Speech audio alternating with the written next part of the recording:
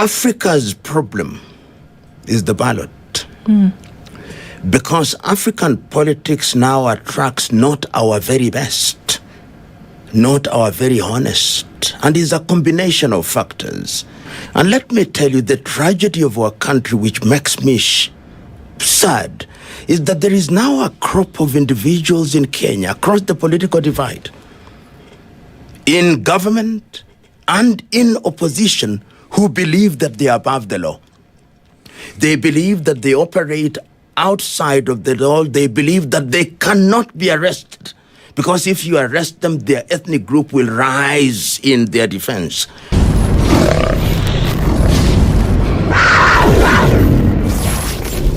First of all, let us remember that we can never stop agonizing. It is in agonization that you organize. And not everything that is designed to save the nation is in the public domain. I know clergy, I know Kenyans of goodwill who behind the scenes try to make this nation better. And we've been around. The nation is not at ease. The politicians in this administration will tell you we are doing very well.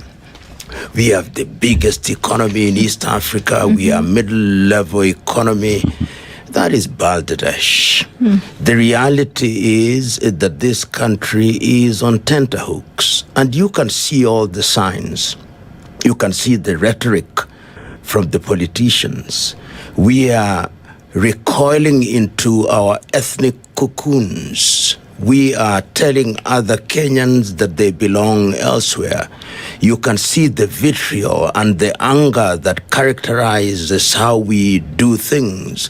You can see the politicians who are being celebrated as mobilizers, and these are the ones who have something called goons that they operate. And if there was any doubt in my mind that this country is not on the right trajectory, is the incident that took place on the day of the budget at the All Saints Cathedral, where captured on CCTV, repeated on national television, individuals are arrested, and we are told by no lesser person than the provost of the All Saints Cathedral that he was informed that they were released, and those whose funds had been stolen were compensated. Who compensated them?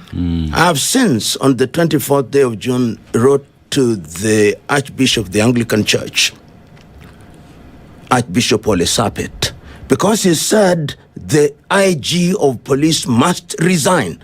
And I've told him, don't stop there, because this is how nations degenerate. So that when you look at research, and there is extant research that now tells us that there are over 200 ginger groups in the Republic of Kenya. Some we know, Chinkororo. And my good friend George Kegoro wrote about Chinkororo in his master's thesis at the University of Nairobi in the year 2009. Amachuma. We know about Angola Msumbiji. We know about Mungiki. We know about the Men in Black. It all started with Youth for KANU 92 in 1992, these ginger groups. And they have now acquired a life of their own. And let me tell you, the tragedy of our country, which makes me sad, is that there is now a crop of individuals in Kenya across the political divide, in government and in opposition, who believe that they are above the law. They believe that they operate outside of the law. They believe that they cannot be arrested, because if you arrest them, their ethnic group will rise in their defense. When a country finds ourselves in such a situation, and I'm in the business of writing. This is one of my civic duties. I wrote to the National Cohesion Chairman, my good friend Bishop Omai, immediately upon his appointment, and I told him and gave him names of people who in mother tongue are using vitriolic language. He has responded to me, to his credit. I wrote to the IEBC telling them that the law is very clear on when the elections will be held on Tuesday, the 10th day of August, the year 2027. The law does not allow anybody to engage in any campaign. And when you drive across the country, I was in Meru over the weekend, and as I drove, there are billboards everywhere. In Nairobi, there are billboards everywhere. You drive across the country, there are billboards everywhere. Everybody is campaigning 1 year in advance of the elections, and you can see the drums of war being beaten in the very same way that they were in the elections in the year 2007. We hear politicians saying, if our candidate, the president, does not get enough votes, then we are going to ensure that we add more votes.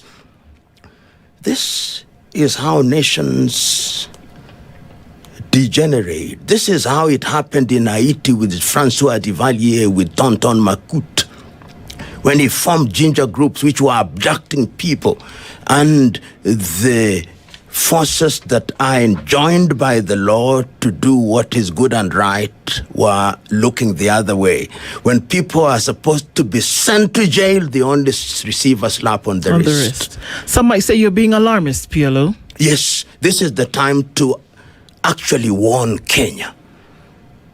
We must not imagine for one moment that this country is immune.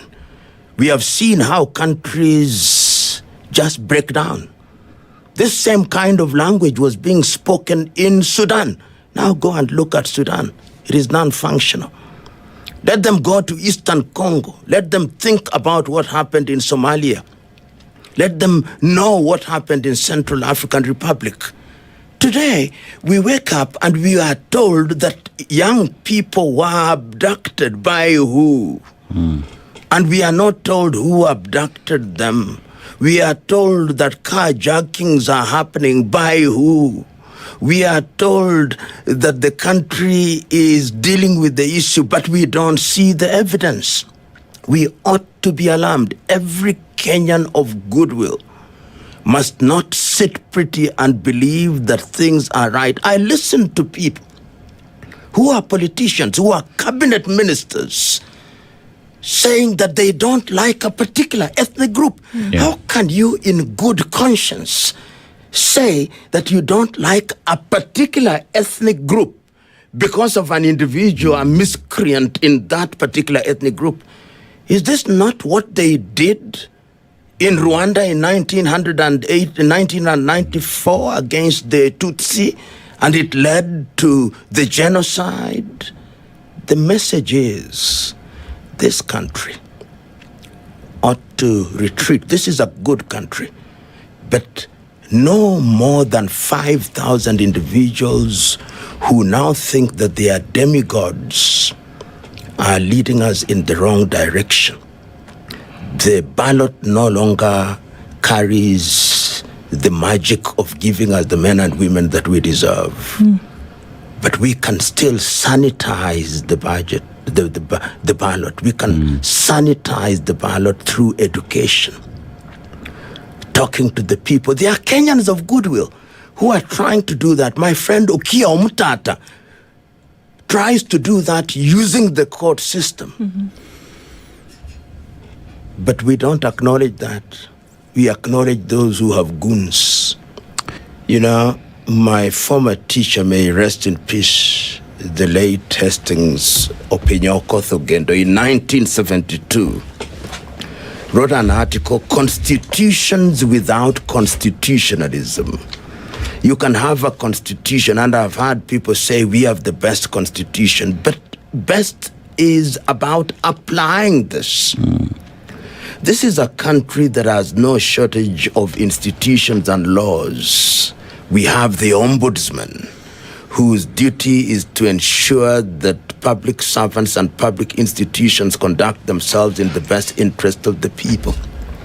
We have the national cohesion, which is designed to ensure that we, in our diversity, live in harmony. We have the Kenya Human Rights Commission.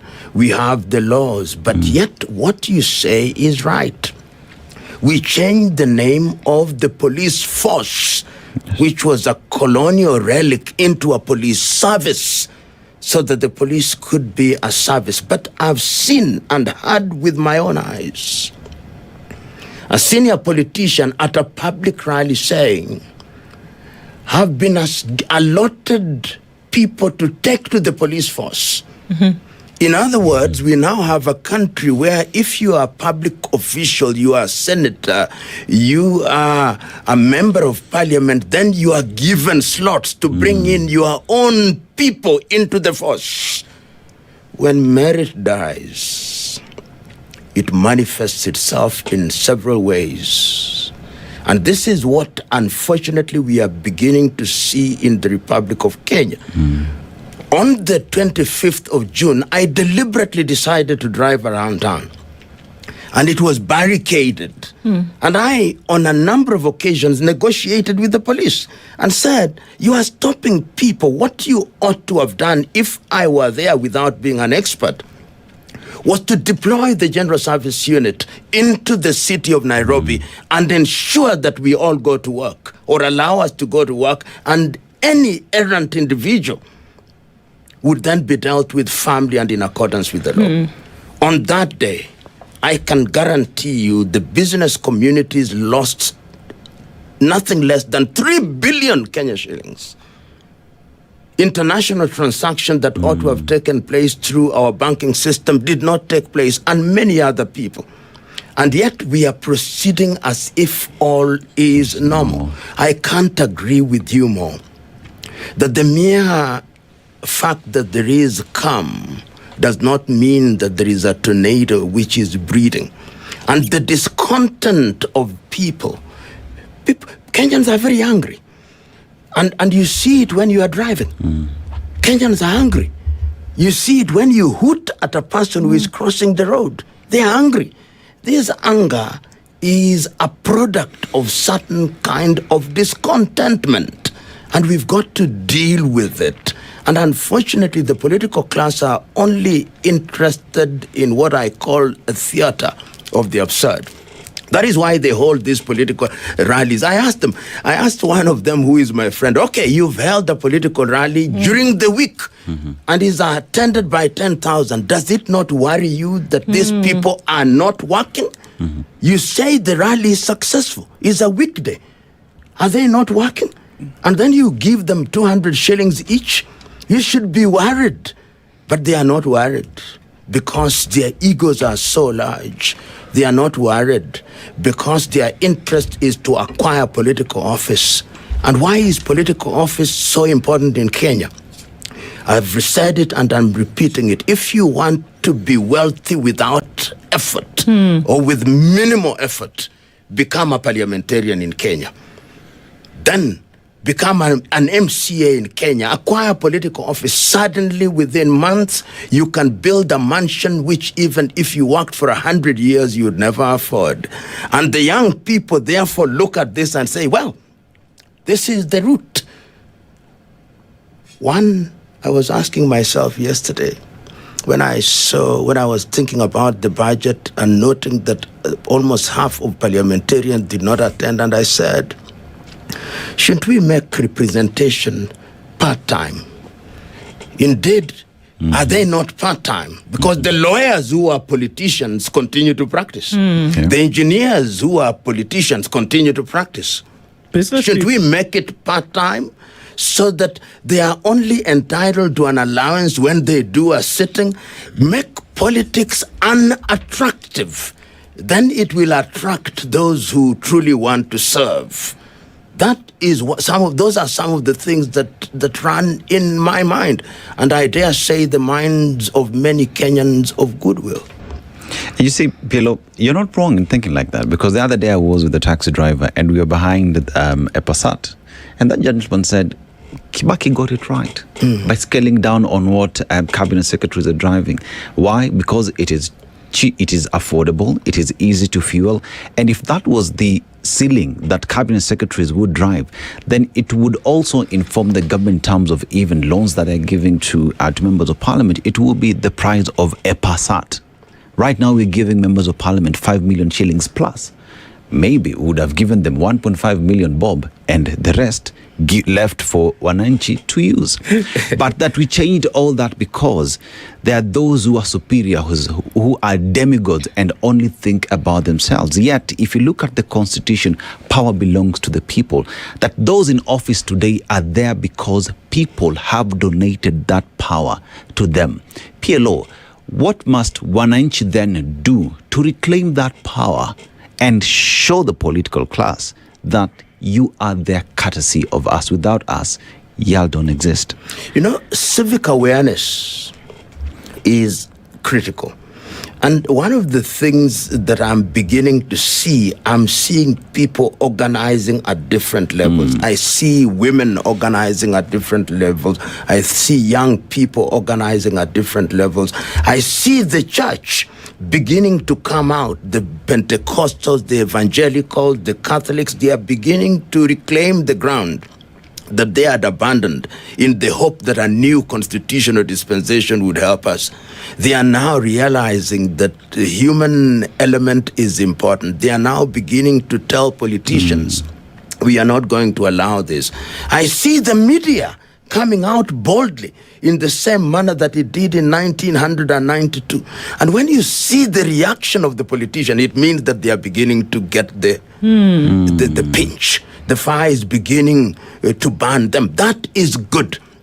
It is when the political class begin to recognize that power is held in trust that they begin to behave. And I love it when I see, for example, the controller of budget and the auditor general coming up with some of these reports.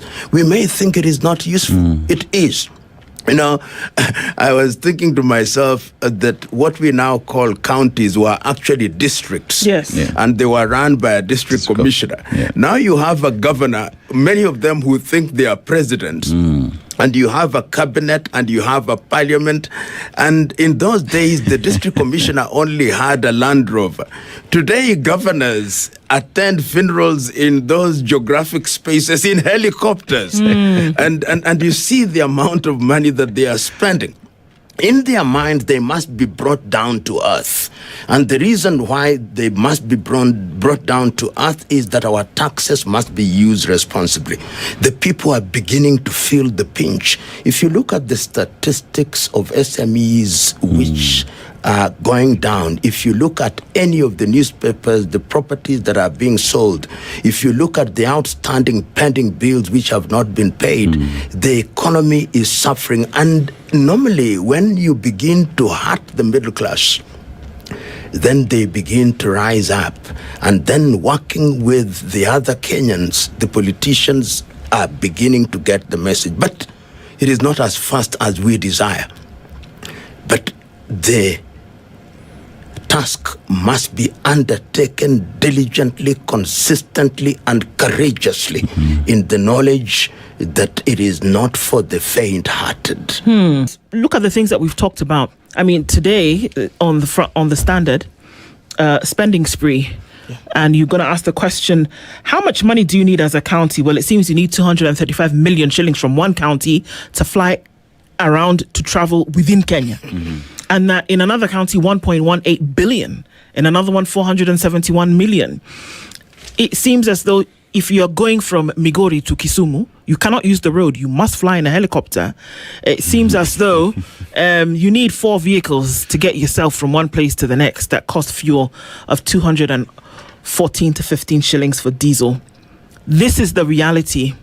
It seems as though we're going back to school now, and we've carted off all the secondary school heads to Mombasa for the last week to have a conversation about what's been happening with our children who are in school and how can we keep the fire burning low, literally. How can we make sure that a health system works that you spent 104 billion shillings on, which for the last 7 days has not functioned, and they tell us it's a glitch. And I say it's not a glitch, it's a breakdown. Can all of these problems, PLO, and we say that the answer to all of this is leadership, because if the fish rots from the head, then you get rid of the head. Okay. Can you solve all of these issues with the vote? No, not at all. Let me tell you, if, we appear to have misguided faith in the ballot box. And I believe, and we've been around now, Africa's problem is the ballot. Because African politics now attracts not our very best, not our very honest, and is a combination of factors. In the early 60s up to the 70s, your parliamentarian was not the most well paid. Then we assumed that if you pay your parliamentarians more, or your councillors, they call them MCAs, more, then they would perform better. Then you also gave them funds which they controlled. If they are women representatives, they have a fund, a slush fund essentially, which they control. If they are MCAs, they have a ward fund. If they are MPs, they have a fund which is the constituency fund. And then you created funds such as Hustler, such as Nyota, which you distribute in cash. Yes. In places. Yeah. Then those who went into politics, and that is why politics in Kenya is a life and death issue, because you have access to all these funds. So when Kenyans believe that in the year 2007 you'll have change, I laugh. Why do I laugh? I look at both sides, the so-called opposition and those in government. They are the same individuals. I've known them. Some of them were in parliament when I was a university student. So when we assume that that is what is going to help this country, we are deluding ourselves. And many times I think that Kenya has reached a stage where we must say that anybody who has ever served as an MCA, as a parliamentarian, as a president should be barred from contesting election, so that we start on a totally different slate with different ethics. Easier said than done. Easier said than done. But that is what we need dramatically. Because the person who was involved in corrupting the process cannot be allowed to fix it. How can they fix it today? They tell you, for example, that if you want to have a rally and you want 100,000 people, we have never gotten a rally of 100,000. We don't even count well. They are normally between 10 and 30,000 at the very best. You've got to mobilize. There's something called mobilization fees. It's actually bribery fees. Then you expect that individual to make the right decision. In a nutshell, what I'm saying, beyond lamentation, is that one of the things that we must do when we are thinking about amending the Constitution is rethinking governance. When I was part of the group that were collecting views in the early 2000s, one of the things that we said, let us eliminate constituency-based politics. Let us have proportional representation. And we argued then it would strengthen political parties. It would ensure that political parties have the very best men and women. Of course, we lost that. We are now become more ethnic. Just let's look at what is happening in the forthcoming by-election. Is it in Ol Kalau? Kalau, yes. Listen to the rhetoric. And you know that you are not going to get your very best. There was an election, I think, in Embu, and we are told millions were spent. So, in a nutshell, we are deluding ourselves in believing that on the 10th day of August, the year 2027, we shall have new, freshly baked politicians. They are the very same. The things they said 10 years ago, they are not saying them. They are the same. They don't change their colors. They are the same. So Kenyans must rethink. And I now see people talking about constitutional change. Perhaps that is where we have to get it. What must we change? Governance. We must, and there are following things that we must do about governance. Number one, we must merge counties. Ethiopia, with a population almost twice as us, bigger than this country twice, has only 12 regions, with Dire Dawa and Addis Ababa being the equivalent of Nairobi and Mombasa, being governed differently. No governor. We must reduce counties, in my view, to 14 at the very best. Two, we must reduce the size of parliament. We must reduce the size of parliament, and we must consider bringing about proportional representation. so that we don't have these ethnic groupings which masquerade as political parties. We must reduce remuneration for those who are in the political space, and we must consider making our parliamentarians part-timers. We must re-energize the civil service so that it becomes a civil service that is not politically aligned. Once we do that and we begin to merge institutions, there are institutions, for example, that should be merged. The Office of the Ombudsman, the Office of National Cohesion, and Kenya Human Rights Commission. That should be one commission.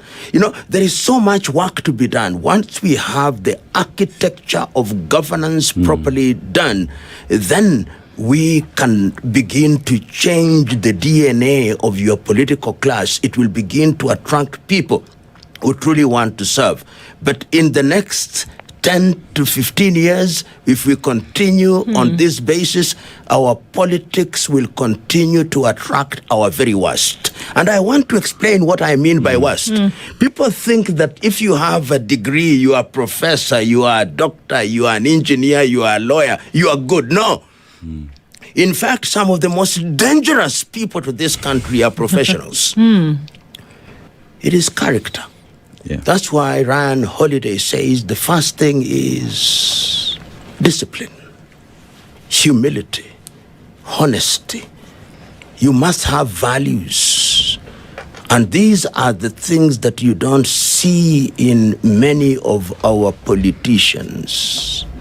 How they conduct themselves, how they talk to Kenyans, the arrogance that they exude.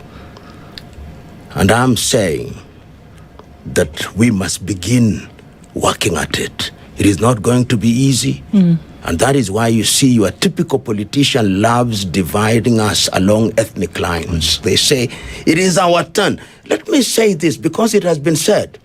Yeah. There was a time when people said that Nilots should organize as Nilots to retain power. Can you believe it in the 21st century?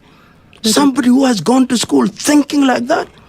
In response, they said our cousin the Bantus. That is how the former deputy president of the Republic of Kenya then started saying our cousins when he went to Western Kenya.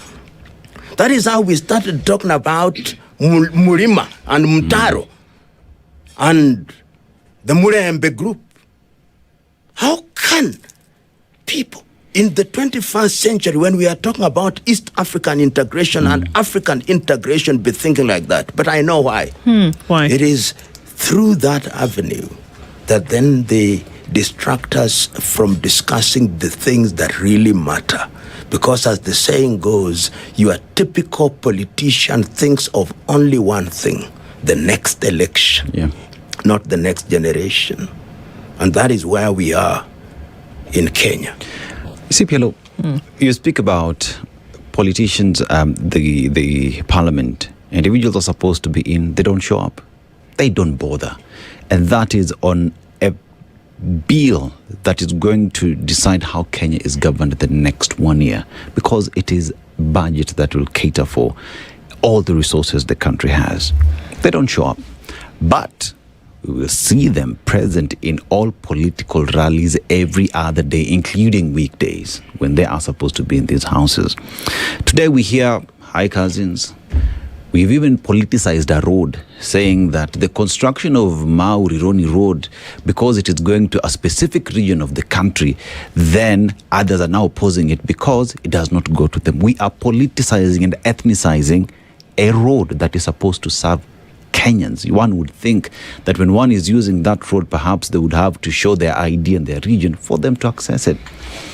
PLO, today we live in a country where we are saying that those who have been part of the problem are the ones to give us the solution. Many would say you can't do the same thing the same way and expect different results. You know, when you talk of, there's a member of parliament whom I will not name, but I know him very well. He is reported to have said that what should now happen, is that no development at all should be taken to Mount Kenya at all.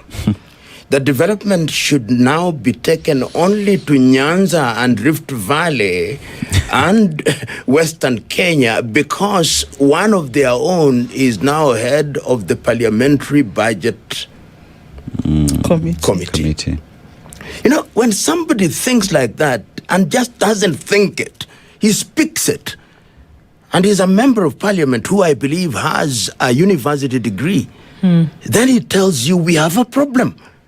He or she does not understand what running a country is in the 21st century. And it is because we have created a country where mobilization is on ethnicity. And once again, we thought about this. When we were doing the Constitution in 2002, we invited the late Professor Ali Mazrui. And he presented a paper to us. If African politics are ethnic prone, can we have constitutions that are ethnic proof? And what he was trying to do, how can we deal with this ogre called ethnicity in a creative manner, in a manner that does not stand in the way of development, understood broadly to mean things beyond infrastructure. So I can't agree with you more that this idea that Kenyans have, that they are waiting for elections with bated breath, because the day after election they'll have a bunch of people in the image of Moses doing things for them, for the benefit of the country. It is completely untrue. PLO, there's a statement that was made here by one of our guests, and he said that Kenyans know who is a bad leader and who should not be voted for. And Kenyans equally know who is a good leader who would bring in change. But Kenyans choose to vote for the person who they know very well should not be in those offices. Do we as Kenyans, do Kenyans then, are they part of the problem as to where we find ourselves Of course. The Kenyan voter, and I dare say the African voter, is a co-author of his own misfortune. I think I've said this before at one time, and I was quoting Mwalimu Julius Kambarage Nyerere when in 1994 he was invited by his party, Chama cha Mapinduzi, to give a suggestion on who should be the president of Tanzania. And he says, first of all, he must be an individual who will fight corruption.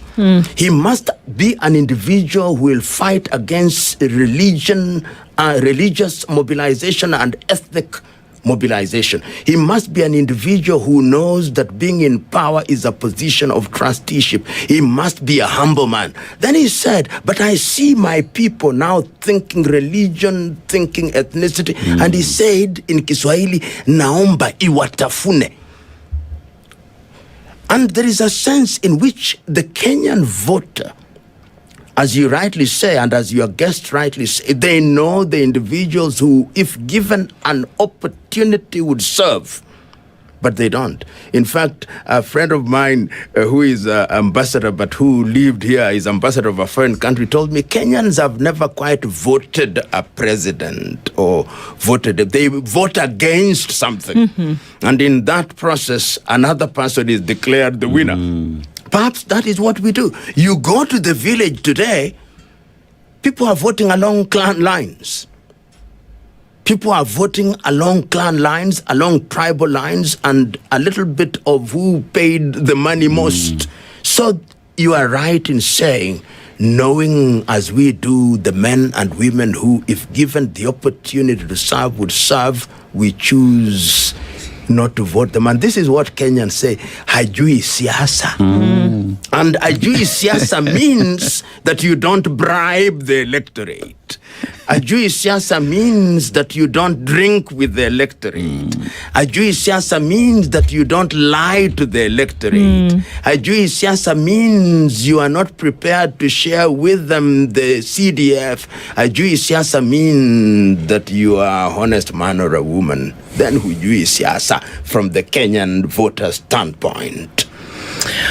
Is there a connection between seeing things actually work and the vote that you take at the ballot? Because it seems as though when we talk about things like when you have to force a situation,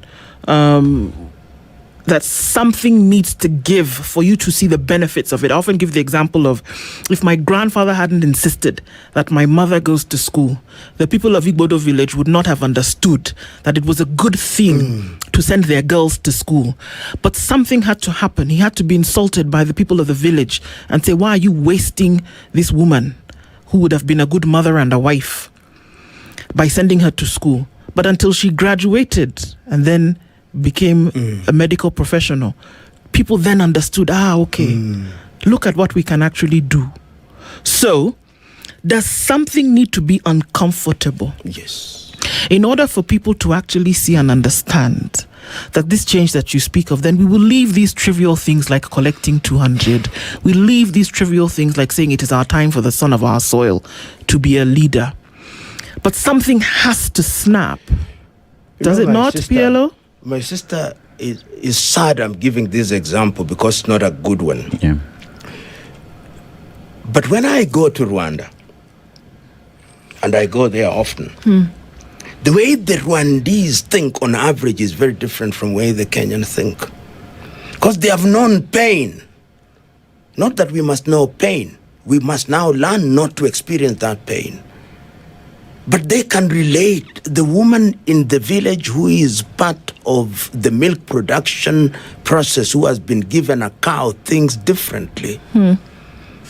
The person who goes to the village hospital and gets medication thinks differently. The person who sees the traffic officer, the person who has a tablet in schools in Rwanda, because he or she is able to see that the tax he or she pays is resulting in good education, health facilities. Look at Kenya today. The number of international system schools, British or American, there is a proliferation of them because the middle class has lost faith in the education system.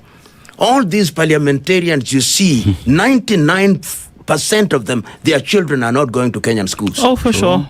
Number two, 99% of parliamentarians, their medical cover also has a component of treatment outside of the country.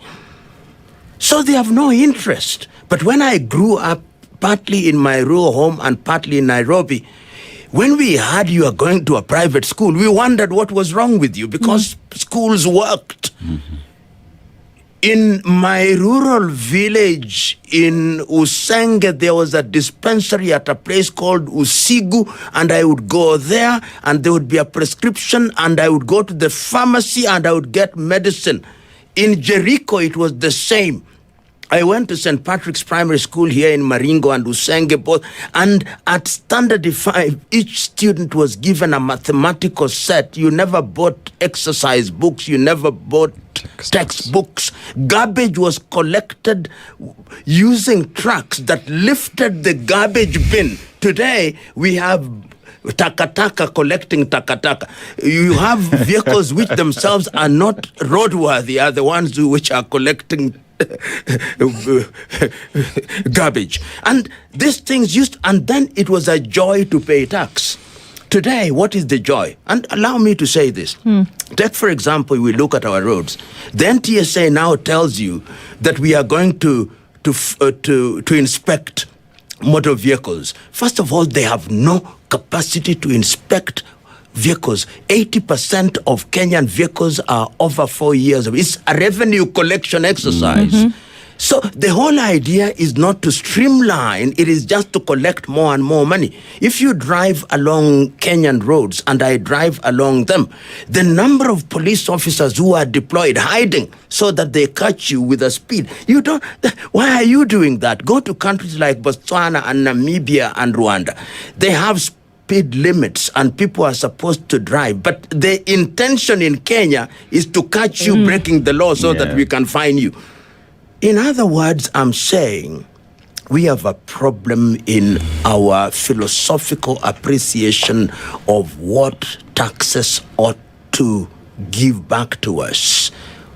Everything that ought to be in the public, when you talk about, for example, SHA collapsing, I'm not saying this is what happened. Could it have been collapsed? Because sometimes they are collapsed. Because people want to go back to the manual system for whatever reason. So we have all these beautiful things, SHA, we have all these e-citizen, we have all these Ardhi Sasa, all beautiful things on paper in a country where people have fidelity to truth and doing the right thing. They ought to make service delivery efficient. But that is not the case. So I agree with you. There is need for discomfort on the part of the people so that they may wake up. I'm speaking metaphorically. Fire must be placed under our bottoms. And when we burn, it will do two things. It will remove the wax from our ears, and the scales from our eyes will begin to fall off. And what we will demand is service delivery, not noise. And I'm repeating it this. When a government is working, it doesn't say it. It is self-evident. When you hear a government is shouting, this is what we are doing, you see them taking newspaper pullouts to say what they have done, then there is a problem. You know, one of the things that I see in Kenyan newspapers is governors saying, we give you 100% tax rebate or waiver. Yeah. And it's the image of the governor that is there. Why? If there is a waiver, why don't they communicate to their people? They know who are paying taxes. Why are they spending money to tell us that they have waived taxes? It is warped understanding of what governors and governance is all about. The ESCC last week issued a statement that no member of parliament should have their photos on any public project. You drive around the country, they are all there. Why? Because it is not about the people. It is for personal glorification. You have a border post, then you say, donated courtesy of some fellow. You have NC, this building painted courtesy of some fellow. A gate, a wall. Who? These are our taxes. Kenyans must begin to understand that these individuals have no money. This is our money. When you buy bread, when you buy kiberiti, matchboxes, it is that money that accumulated goes into the financing of this thing. Robert Mugabe put it very well, that to praise a politician because he has presided over the building of a road is like praising an ATM when you withdraw your money from it. It is your money in the first place.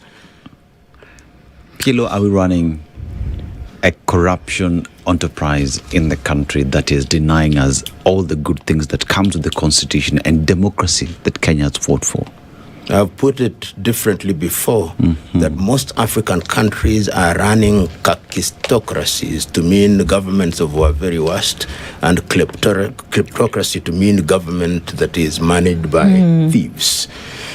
And you can't contradict it. I want you to look at the newspapers today. The Auditor General has told us that despite the warning of both the Auditor General and the Controller of Budget, there are number of accounts which have been opened in one county. They have over 500 bank accounts. You and me, if we have two accounts, we are confused. That's a lot. 500 accounts, what are they for? Yeah. It is to steal money.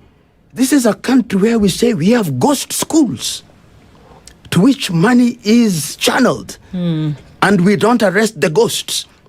This is a country where we say we have ghost workers, ghost pensioners, and nobody is arrested, but there are live accounts into which those monies are paid, and every bank, before you open an account, conducts something called KYC, which means they have your identity card number, which means they have your photograph, and if you are a company, they have your certificate of registration.